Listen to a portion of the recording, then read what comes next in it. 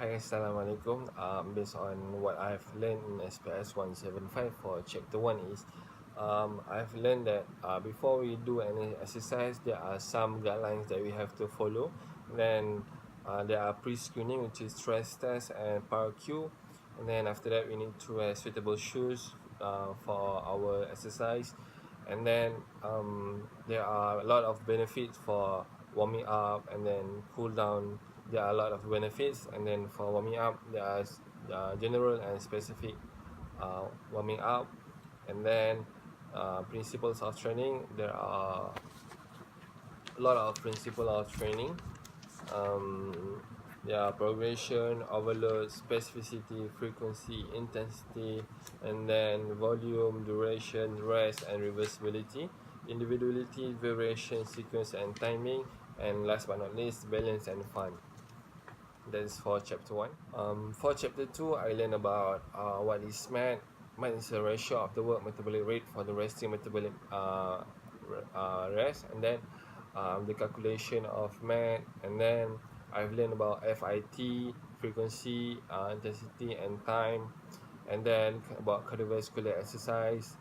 And then I learned about um, types of cardiovascular activity for aerobic, and then active sports and recreation. That is for chapter 2. And then for the chapter 3, I learned about warm up and then cool down, and the benefits of warming up and cool down. And then I learned about flexibility activity, the benefits of flexibility and the cause of back pain, which is weak abdominal muscle and short lower back muscle, that what cause the lower back. And then facts about flexibility, and then factors affecting flexibility, and what can be altered, and what cannot be altered, such as sex, um, age, and then joint structure. And what can be altered is like our training program, activity level, weight training, and go by doing stretching. And then factors affecting flexibility, stretching techniques, the guidelines that we need to follow in order to achieve our flexibility goals, and then type of stretching that we need to follow. And then areas needed stretching, so that it means not all place we can do stretching.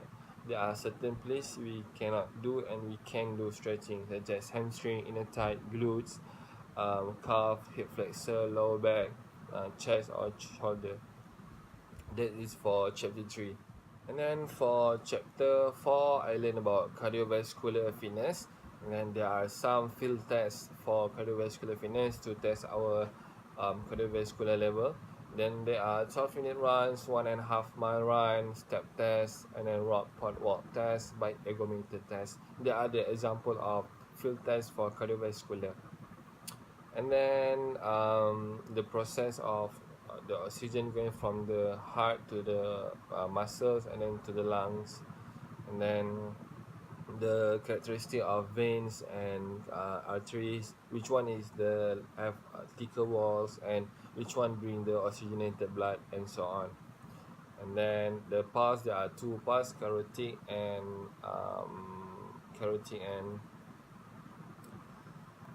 carotid and radial. And then I learned about how to calculate the target heart rate, and then there are the intensity given, resting heart rate given. So there are calculation, which is called Karvanen method. And then blood pressure range of systolic and diastolic. So for they are 80 to 120. So if you go beyond that or below that, it's not normal. And then there are two types of aerobic training, continuous and interval training. So you need to follow the guidelines for auto training program in order to achieve your highest cardiovascular level. That's it I learned about in chapter 4. So in chapter 5, I learned about fundamental of resistance exercise. So when we talk about resistance training, we need to know two types of muscle fiber. So there are two types, which is slow twitch and fast twitch.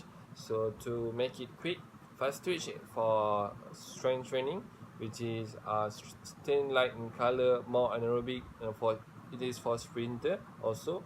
And then for slow twitch is for endurance training. And then I learned about health benefits of muscular fitness, and then there are elements in resistance training, which is hypertrophy, power, strength, and endurance. They have their own reps so that they can achieve their principles of training goals, resistance training goals. I mean, and then there are also a way to develop a resistance training program. First is you need to set your goals, and then you have to choose the type of program that you want, and then choice of equipment, and then muscle groups, and then order of exercise. Lastly, format of sets. In order to achieve a good training program, you need to follow this resistance training program so that your program is completely perfect and suitable for your client, so it won't be like miserable, and it is in order. And then um, that's it for okay. We also learn a sample calculation to calculate your strength. So it is body weight divided by the weight that you lifted, and weight lifted divided by body weight. That is what I learned in chapter 5. Okay, in chapter 6, I learned about self-exercise guidelines. I learned about good and a bad posture and the cause and effect of bad posture. And I learned a few of posture problems such as scoliosis and lordosis. And then I learned about bad exercise, which is what we usually do, but actually it's a wrong kind of exercise, which is it causes a lot of problem for a long term effect on our back, on our spine. And then back care tips, what we should do and what we shouldn't do. And then general exercise guidelines. So we need to follow the guidelines in order we don't exceed the limits of our spines. That's it. Okay, last but not least, in chapter 7, I learned about how to do a lesson plan. What is a lesson plan? Lesson plan is a plan that we do for our client for their training program. So we need to choose clients, and then they need to have a goal, and then time, and then what kind of training you want to use for them, and then equipment that we want to use for them. And then in the lesson plan, you need to have a introduction, which is general briefing or specific briefing to the client what you want to do, and then warm up, and then the main activity, and then cool down. That's it. You need to have in your lesson plan. So in conclusion, I learned a lot of things in SPS 175, which is quite important for me as a sports science student, so that I can use it for the future. I can use it for my client in the future, and then for my general knowledge as a sports science student. Thank you, Sir Isaac, for teaching me SPS 175.